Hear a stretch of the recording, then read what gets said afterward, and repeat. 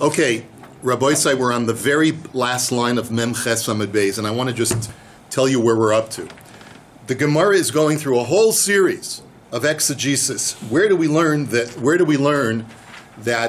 by Kodshei Kodshim, by higher level karbanos, that the shchita and the Kabbalah has to be done in the tzafon, in the north? So yesterday we learned about the korban chatas, and we all know that the only place where the Torah writes tzafon is by which korban? Korban ola, yes. Right, and that is sort of the source text for learning out all other kodshei kodshim, that they have to be shechted in the north. The Gemara had said that based upon the psukim that we analyzed yesterday, not only lechatchila must the shchita and the Kabbalah for a chatos be done in the north, but even b'di'evet, if it's not done in the north, the korban is pasul. That's what the word means. It's ma'akev. Ma'akev means that even if it's not, if b'di'evet, if it's not done, it's no good. Okay? The Gemara's question yesterday, the last thing we left off with was, well, how do you know that when the Torah says that in the north for an ola, that's not only lechatchila, but that it's also ma'akev for an ola? So the Gemara had given a response from Rav Ada bar Ahava, which said, well, it has to be that way, because the ola is the source text, and you can never have a situation where the derivative of a source is more stringent than the source itself. If the derivative, which is chatas, is so stringent that it's ma'akev, then surely the ola itself has to be ma'akev in its northness. So the Gemara that's where we're up to. So the Gemara says, thank you so much. I'm okay for now, Ruven. I do have a cup in my office, but I think I'm going to be okay for now. But thank you. Velo. So that's the last word. That's Amarle Marzutra Bereder of Marila Ravina Velo. You mean to tell me that you can never be more machmir on a derivative than on the source or the origin? Let me show you some examples where that doesn't hold true, where we are more machmir on the derivative than on the original. So, v'harei meiser duhu nifte v'ilu lo koach bekesef meiser eino nifte. Here's one example. Now, because we're learning DAF YOMI, we could spend weeks on just these few lines. So let's just go through it, and then you can think about it later. It'll be Shabbos table conversation. So the Gemara says, look at Meiser Sheni. The original Meiser Sheni produce, which you bring up to Yerushalayim, you always have the option of redeeming it onto coinage. And you can take that coinage and purchase other produce in Jerusalem for consumption, right? Now, the halacha is that the derivative produce, which means the produce you purchased with the Meiser Sheni coins, we're more machmir on than the original produce itself. Why? Because when it comes to the original produce, you can always redeem it. But the produce that is purchased with the coins of Meiser Sheni money, you cannot redeem, even if it becomes in some way tainted, at least according to one Tana. Ditnan halakuach bekesef meiser shenitma yipaden Rabbi Yehuda Omer yikaver. There's a machlokas. The Tanakama of this Mishnah says that if you purchase produce from the Meiser Sheni money, and then that produce becomes tameh, you can redeem it. But Rabbi Yehuda says, no, you got to bury it. There's nothing you can do with it. So what do you see from here? Something which is a derivative is more chamor than the source, than the origin. So the Gemara says, no, hasam lo alima kedushase lemitzvas pidjone. No, it's not because we're more machmir in the halacha. It's because the derivative produce simply lacks sufficient kedusha to transfer onto something else. It's because of its weakness that you can't transfer its kedusha onto anything else. The original Meiser Sheni produce is so strong in its holiness that it could be extended onto coins, but the derivative produce cannot. So that's not a sign of we're more machmir. Let me give you another example. V'harei temura di'ilu kadshim lo chayli al balmum kavua v'ilu ihi chayla temura v'ilu ihi chayla! Exclamation point. So the Gemara's question is, well, let's look at another example. The example is temura. What is temura? When I declare animal A to be a korban, and then I take animal B and I say, this animal B is temura of animal A, animal B automatically attains the exact same level of kedusha as animal A. Now, here's an interesting feature of the laws of Tamura. When I take an animal off the street or out of the herd, and I say that this animal is a korban, it will only have what's called kedushas haguf, intrinsic holiness, if the animal is not a balmum, if it's not blemished in any way, so that it's fit for the mizbeach. But and if I try to say that it's a korban, it'll become holy, but only monetarily, not intrinsically. It has kedushas damim, not kedushas haguf. But when I take animal A and I say it's a korban, and then I take animal B, even if animal B has a mum, and I declare it to be tamura, it will attain the same kedushas haguf as animal A. Here's another example where a derivative is more chamur than the origin. By the origin, I can't give it kedushas haguf if it has a mum, but with animal B, which is the tamura animal, I can assign it with kedushas haguf, even though it's a bal mum. So you see that the derivative is more chamur than the origin. So the Gemara says, no, that's not the way it works. Tamura mikach kodshim ka'asi, v'kodshim mikach chulin ka'asi. You're looking at it wrong, says the Gemara. The reason why an animal A cannot attain kedushas haguf when it has a mum is because I'm trying to transition it from total chulin to total kedusha. And if it has a mum, that's not going to work. But with animal B, I'm not transitioning this animal from total chulin to total kedusha.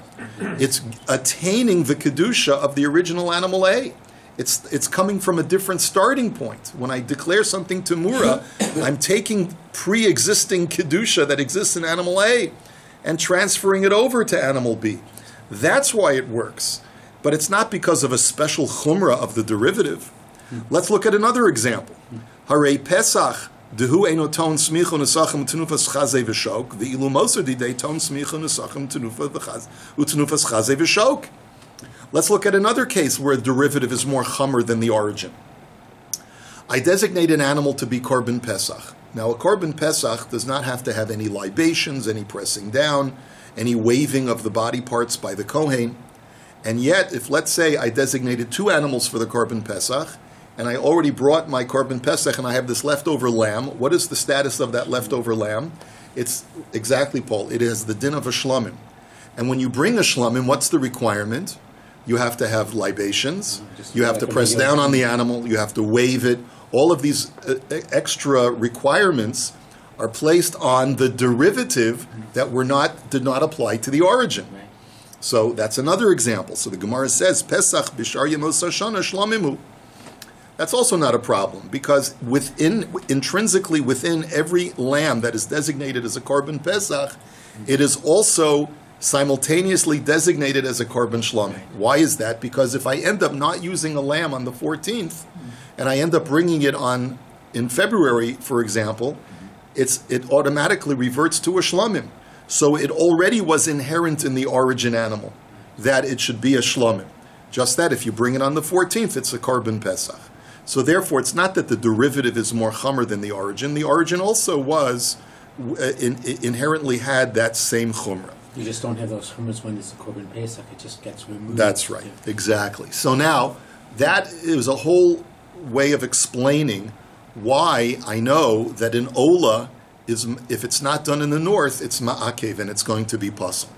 That concludes that approach, that we're using it from logic. If a chatas is ma'akev, its northness is ma'akev, then surely the origin, ola, is also ma'akev.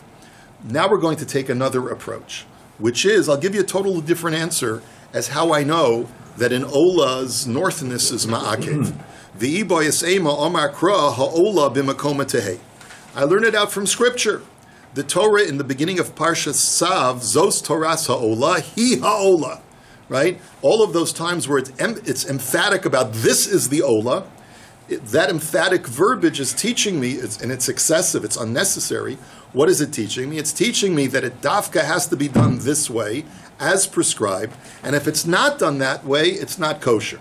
And that's how I know that if an ola is not done in the north, it's ma'akev and it's pasul. Now we've concluded the discussion of ola, and we're now ready to go on to the next korban. So we've covered what? Chatas. We've covered ola, and now we go to the asham. Let's go to the asham, which is the guilt offering. Asham minolan deboitzafa. How do you know that it has to be slaughtered in the north? Dichsiv bimkom asher yishchatu es ha'ola yishchatu es ha'asham.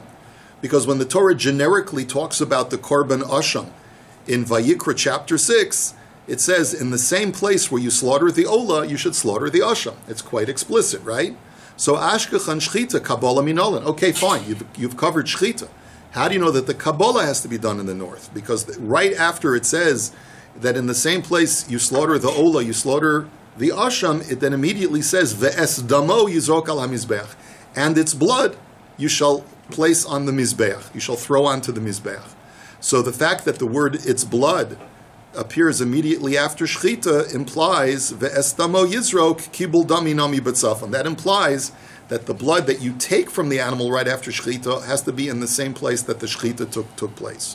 Now, mekabel atzmo minolan, and how do you know that the person doing the Kabbalah has to be standing in the north, like we discussed yesterday, and that he can't have like a long-handled receptacle and stand in the south and receive it in the north?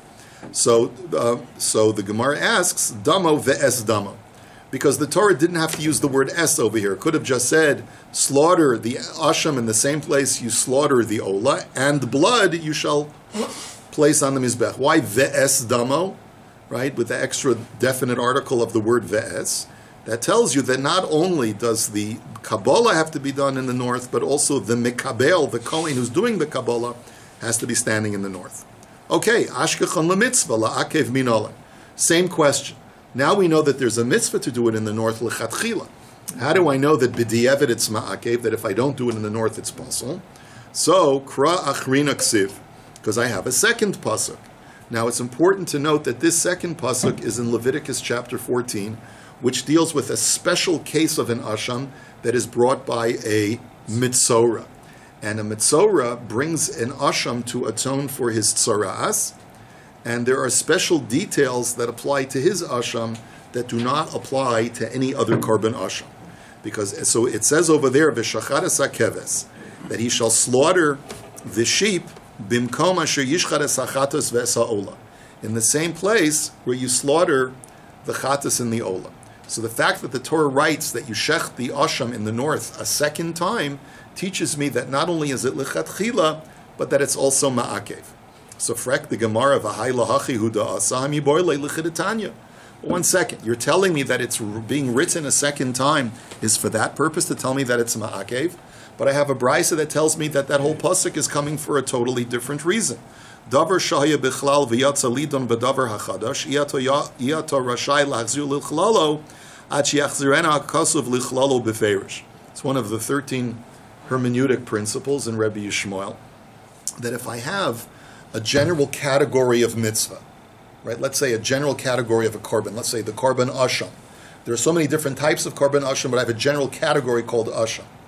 And if I have the Torah address certain unique features of one kind of asham, so one of the hermeneutic principles is that new kind of asham now is totally different from all of the other ashams in its halachas, unless the Torah puts it back into the general category and tells you that with the exception of that one feature that it's different, in all other respects it's the same as every other asham.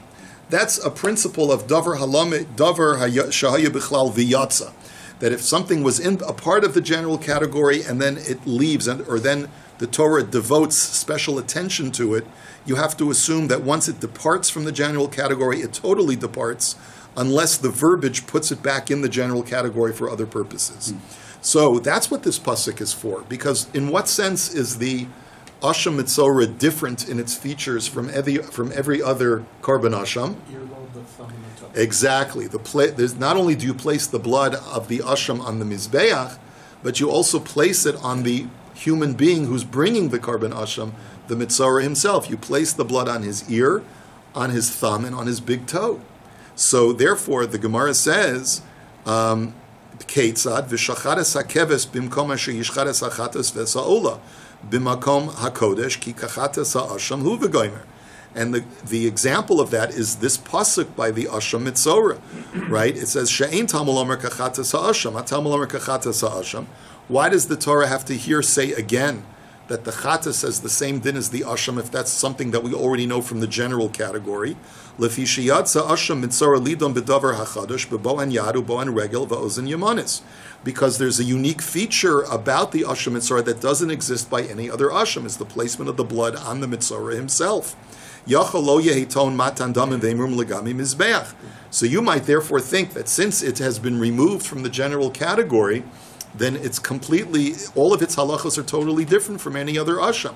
So maybe I would think that you don't even have to put any of the blood on the mizbeach at all, as long as it's being placed on the body of the mitzora.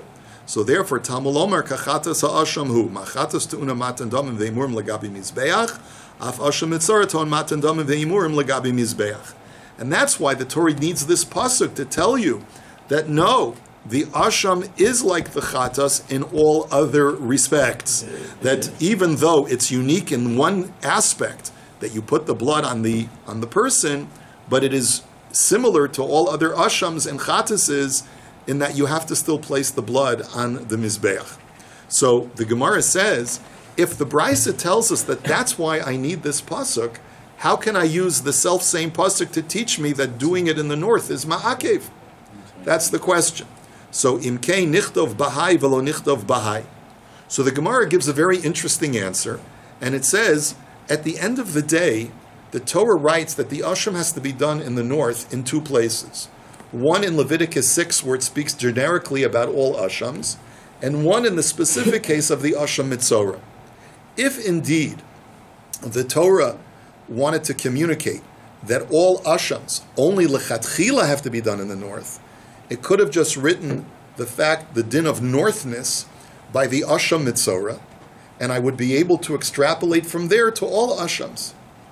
And therefore, the fact that the Torah wrote it twice, once in Leviticus 6 and once in Leviticus 14, teaches me that one is lechatchila and one is ma'akev. So the Gemara says, Hanicha isvira lan yatsa lidon bedavar hachadash ihuhu delo gomar michlalo, aval klalo gomer minei shapir. Ela isvira lan delo hu gomer michlalo velo klalo gomer minei hailagufe yitzterich. The Gemara says, there's a debate about that issue that you're suggesting. Because we just got through stating that when something was part of a general category and then it departs because of unique features, the Torah has to explicitly tell you that it still maintains the features of the general category. And therefore you can't automatically derive the features of the general category and apply it to the unique case. But there's an opinion that says, but you could do the reverse. If a halacha appears in the unique case that is applicable to all ashams, so then you could apply it back to the general category. And that's really what you're suggesting.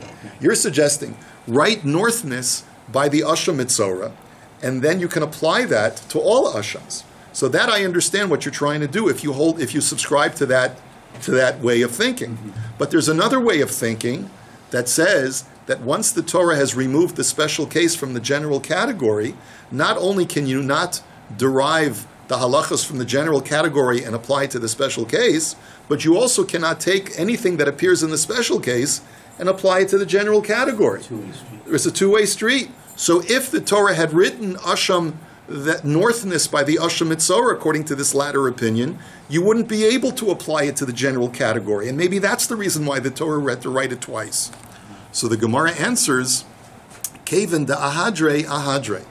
That's true, what you just argued, only when the Torah does not give you verbiage to restore the special case back to the general category. But now that we've got this pasuk that restores asham mitzora to the general category and says that all of the halachas of the general category are applicable to the asham mitzora, then everyone would agree that it's a two-way street. And all you need to write is northness by the asham mitzora and not write it in Leviticus chapter 6. And you would know that all ashams have to be done in the north. So therefore, the fact that the Torah ended up writing it twice shows me that it's la'akev. Boy, is this complicated. So now the Gemara says, Amar le marzurtra bereder Rav Mori le Ravina. Ema ki ahadre kra legabi matan damim ve'emurim deboy kahuna. Aval shchita de lo baya kahuna lo mi boy tzafon. But 1 second, says the Gemara. Remember, when the Torah says ki kachatas ha'asham, and it connects the chatas and the asham together, even in the case of the asham mitzora, it says kadosh hu la kohen, or ki kachatas ha'asham hu la kohen, kodesh kodashim hu. It says that it is applicable. The asham is just like any other kodshim korban for the kohen. Because it said for the kohen, maybe it's only returned back to the general category of ashams vis-a-vis work that has to be done by a kohen. But shechita that does not have to be done by a kohen, maybe the Torah is not addressing the requirement of northness and restoring that back to the general category. So the Gemara says, Im kein nemakra ki kachatas hu, my kachatas ha'asham kishar hashamos yihiyah. So no, that can't be, because the Torah adds an extra word. The Torah could have written ki kachatas hu, that it is like achatas, but the fact that it wrote ki kachatas ha'asham, explicitly saying the word asham unnecessarily, because the whole context is in asham, teaches me that for all purposes, the Torah is restoring the asham mitzorah back to the general category. And therefore, once the Torah writes northness by the asham mitzorah, you don't need it to write it for any other asham unless it's to teach me that it's la'akev. Okay, so now we're going to go into a little bit of a tangent and go back to that pasuk by the asham mitzorah. Now, if you were looking at it carefully, if you had the pasuk in front of you, the Torah, when it talks about the asham mitzorah, it doesn't just compare it back to a chatas, but it says, in the same place where you shecht both the ola and the chatas, that's where I want you to shecht the asham. So it compares the asham both to a chatas and to an ola. So the Gemara, that which gives rise to the question, why do you have to compare it to both? Just compare it to one. Okay, because since I know that both the ola and the chatas have to be in the north, just tell me, one or the other. If you're only looking for north. If you're only looking for northness, exactly. So lamali la kushe lachatas, lamali la kushe laola. Why does the Torah feel it necessary to connect the asham both to the chatas and to the ola? So Amar Ravina itzterich, because I akshe lachatas velo akshe laola hava amina chatas meichan lamda meola davar lamebehekesh chozer malamebehekesh. The answer is that if you remember, we had this special unique law by Kodshim that normally we apply the transitive property. If A teaches me about B, and B teaches me about C, then A will inform us about C. I can take the halachas of A and apply them to C. We do not say that by Kodshim. We do not say that by Kodshim. And so that's that term for saying that is davar halamed behekesh, eino chozer umalamed behekesh. Something that is derived, B, which is derived from A through its connection to A, cannot now go ahead and take those laws that it learned from A and apply it to C, to which it is also connected. So, if the Torah would have written that I want you to shech the asham in the same place that you're shechting the chatas, how do I know that a chatas has to be shechted in the north? Only through its connection to the ola, because northness is not written explicitly by the chatas. It's a derivative from the ola. So therefore, the Torah can't just say shech the asham in the same place that you shech the chatas, because that would imply that you can use a derivative process, a transitive property of A to B and B to C, and that's not true by Kodshim. Why did you say ola? Good, Bob. Wow, I'm so glad that you people are following this, because I can't follow it. But if you're getting it, then it must be that I'm getting something. Okay, so the Gemara says, so the Gemara says, Amarle Marzurcha Bereda Rav Mari La Ravina V'nikshe La'ola V'lo Nikshe L'chatas. Okay, so then just say Ola, like Bob just said. Say, in the place where you shech the Ola is where I want you to shech the Asham. Why do you have to write anything about a chatas? So the Gemara answers, Hava Amina Davar Halame Behekesh Chozer Malame Behektish V'chitema Nikshe Akushe L'chatas Nichle Demakish Le Le'ikr V'lo Nakish Le L'tafil Lahachi Akshe L'chatas V'akshe La'ola L'meimar Davar Halame Behekesh Sheinu Chozer Malame Behekesh. Let me explain what's going on. Yes, please. So, the Gemara's answer is, the Torah is not just satisfied by teaching you from this pasuk that I want you to shech the asham in the north. The Torah here is also interested in giving you an education about the transitive property not applying to Kodshim. And in order to educate you in that fashion, the Torah has to write it in this way, where the Torah is saying, if I would have just said, shech the asham in the place where you shech the ola, I would know that I have to shech the asham in the north. but I wouldn't know anything about whether I can make a transitive property from chatas, from ola to chatas and chatas to asham. You could ask, well, why didn't the Torah write chatas, shech the asham, shech the chatas? Maybe it could have. But if it had the option of choosing either ola or chatas, go to the source, go to the origin, and don't go to the derivative. But it doesn't reflect upon the halacha of we don't use transitive properties in kudshim.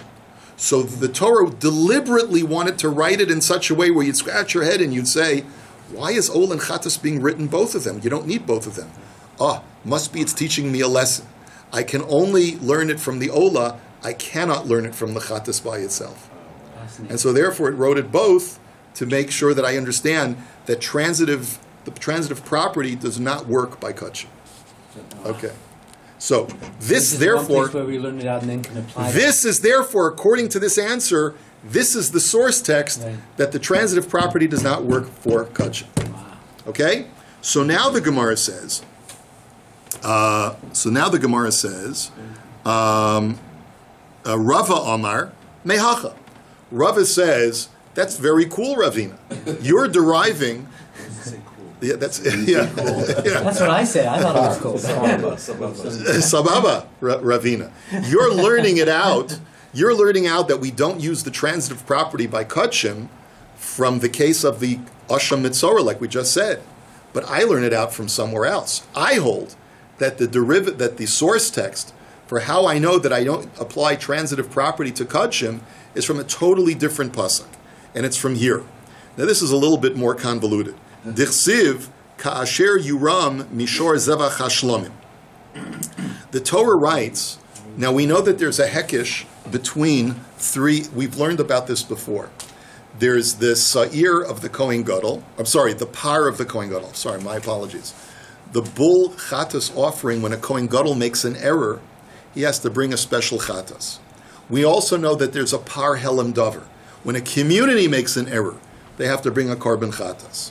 We also know that there's a seir of avodah zarah.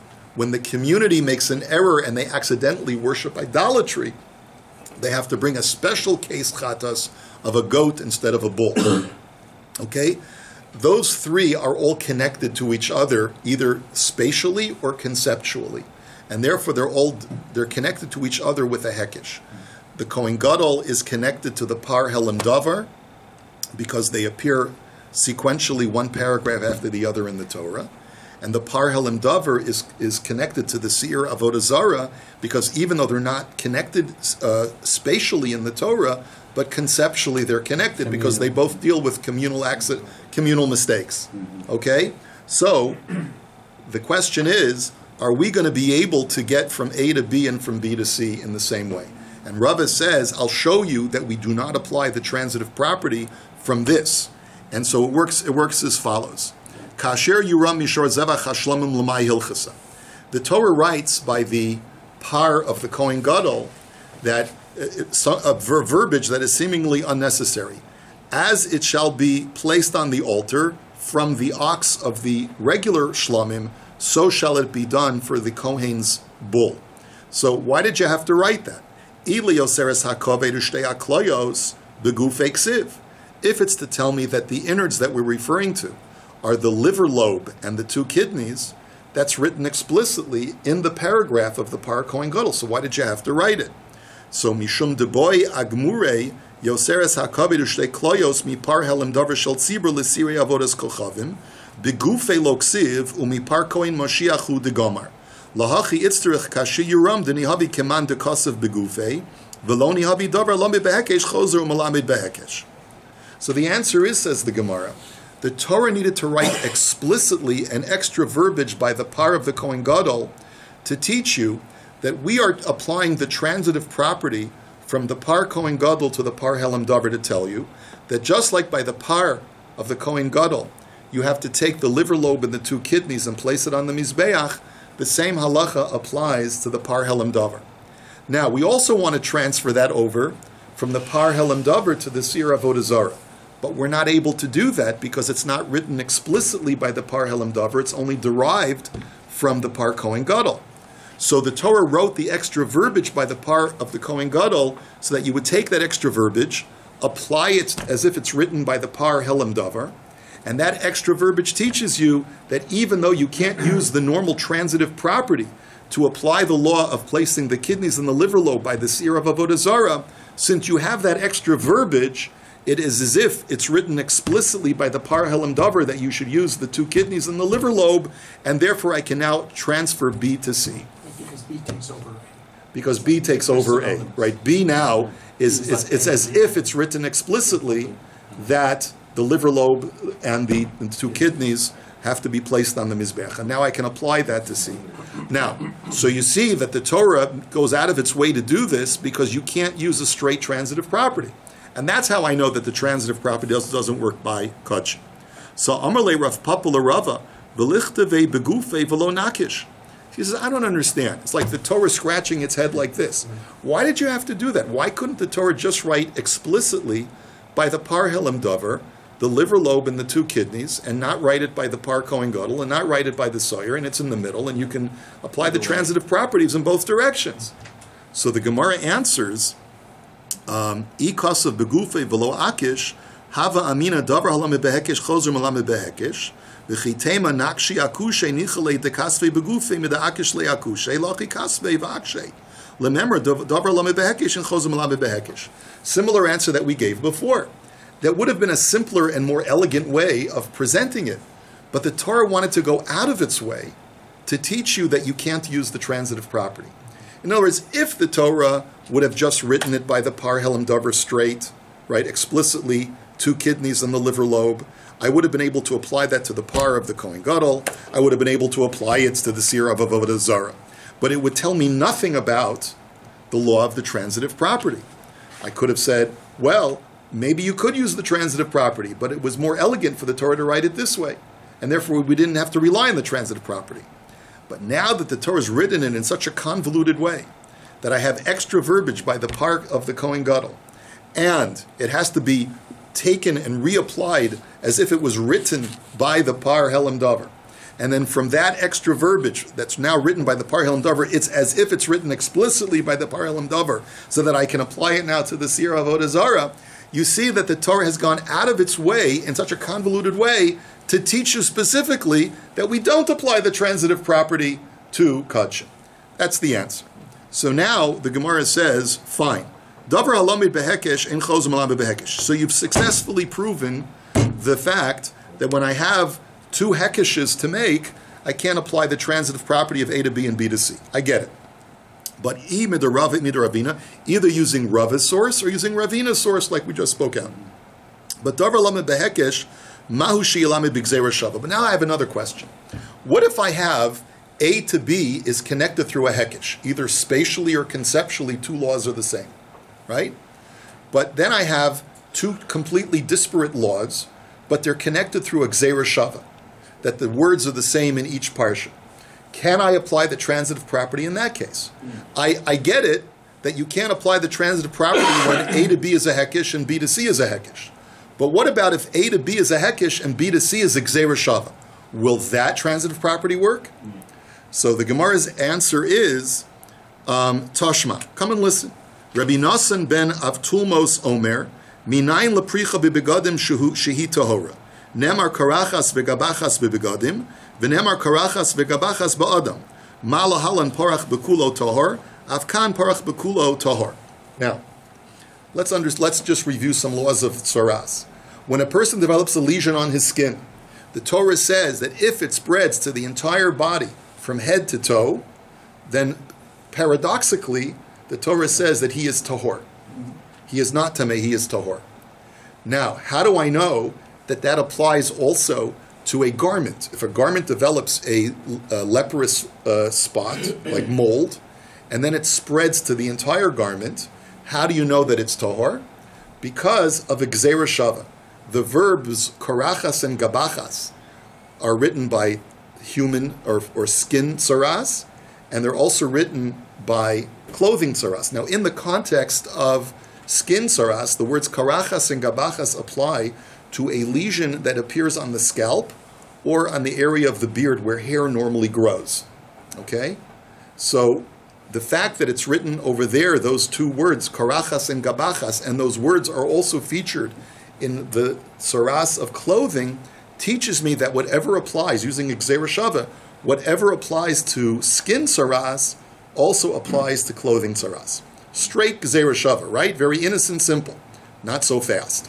So the Gemara now says, V'hasa minolam d'chsiv me'rosha v'yad raglov, v'iskash rosha l'regel. Malahalan kulo hafach lavan parach bekulo tar, afkan kulo hafach lavan parach bekulo tar. But that, how do I know that if a lesion forms on a person's scalp and it spreads to the entire body, that he's tahor? The Torah doesn't say that. The Torah only talks about a lesion that is on a hairless piece of skin, that if it spreads to the entire body, you're tahor. It's only through a hekesh, through the connection, because they're written adjacent to each other, that if a person has a lesion on his scalp where hair grows, we apply the same halacha to when it's on a hairless piece of skin. That just like on a hairless piece of skin, if it spreads to the entire body, you're tahor. So too, if it spreads and it started on a hairy piece of skin and spreads to the entire body, you are tahor. That's derived through a hekesh. So essentially what we are saying is, you see from here that you can apply the transitive property. A to B is connected through a hekesh. That the law of A on it, when A is the hairless piece of skin, that if it spreads to the entire body, you're tahor. B now is even on a hairy piece of skin. If it spreads to the entire body, you're tahor. And now we apply the Gzeira Shava from B to C to tell me that a garment that spreads to the mold spreads to the entire garment, it's also tahor. So you see the transitive property, when from A to B is a hekesh and B to C is a Gzeira Shava, it does work. You can apply the transitive property. So Amar Rabbi Yochanan, B'chol HaTorah kula lameidin, lamed mi lamed, chutz min HaKodshim she'ein da'anin lamed mi lamed. Rabbi Yochanan says, you missed the point, guys.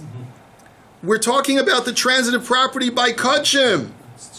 The transitive property by every other place in the Torah, we can apply the transitive property. But Saras is not Kodshim. I mean, remember, this whole Maseches is totally different from everything else we're familiar with. And the same thing is true. By Kodshim, you can't apply the transitive property. And now I'm going to prove to you, says Rabbi Yochanan, that the transitive property does not work by Kodshim, even when the first connection is Hekesh and the second connection is Gzeira Shava. You know why? The imkein lo yomar tzafona ba'ashim v'teisi b'Gzeira Shava de Kodshei Kodshim mechatos. Lav l'memer de davar lame b'Hekesh and chotzim lame b'Gzeira Shava. I'll prove it to you.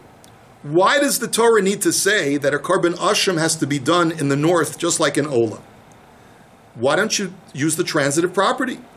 Once I know that a korban chatas has to be done in the north, using a hekesh from Ola, there are plenty of places where the very same words, kodesh kodashim hu, are written by a chatas and are written by an asham.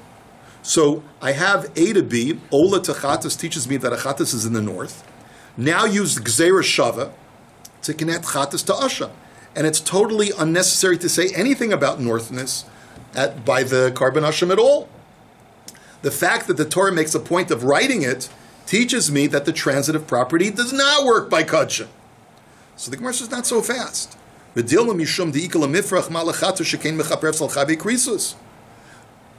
can have a pircha on a Gzeira Shava. When you see a conceptual halachic difference between two cases where the words are the same, you can break the Gzeira Shava. What? You said you have a pircha? A pircha is a logical challenge where you show that their halachos are fundamentally different. So, for example, a chatas, maybe the reason why it requires northness is because it's more stringent because it atones for kares. And a korban asham does not atone for kares. So even though they share common terminology, maybe you can break that Gzeira Shava. That's a rationale. That's a rationale to break, and maybe that's the reason why the Torah had to write explicitly northness by the asham. So the Gemara says, no. Kodshei kodshim yasere ksivi.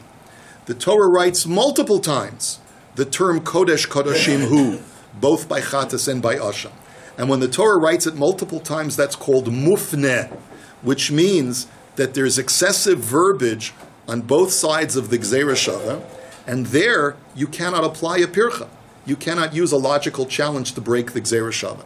When a Gzeira Shava is bolstered by extra verbiage, no matter how much logically or conceptually you might want to show dissimilarity between the two cases, the Gzeira Shava is ironclad and locks the two together. So there was no reason for the Torah to write northness by the Asha. The fact that it did shows us that we do not apply the transitive property by Kodshim, even when A to B is a Hekesh and B to C is a Gzeira Shava. Have a good Erev Shabbos.